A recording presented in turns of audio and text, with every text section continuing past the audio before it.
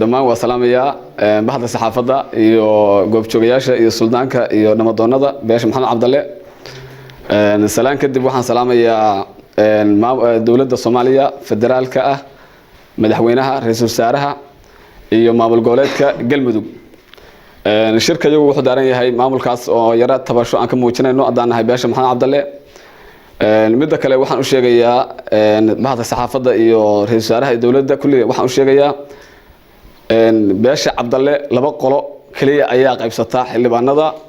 ilaa iyo heer wasiir ilaa iyo total bayda laba jifiyood bas qaybsata labada kale tan ka dhacsan yihiin waa la goon riix ayagana marka waxaan u sheegayaa inaan loo dhameyn cabdalle laba cabdalle ma jirtay afar beelood cabdalla weeye labaana qaybsata xubnaha wasiirada iyo wixii xildhibaana marka waxaan dananayaa oo u sheegayaa dawladda Soomaaliya inay ogaato in ay dad kala toodulman ay jiraan cabashada in aan isku haysano midda kale to waxaan u soo gudbayaa nimanka yiri maxamed cabdalle kuma jiraba cabdalle kuwaasna waxaan leeyahay wax kale oran maaye waxa la yiri waxa walaalka ku nacdid looma doomaro annagu waxba u doomari mayno hadalka ay dhaheen mid la midan oran mayno intaas aan u gudbaynaa waxaan kaloo ku darayaa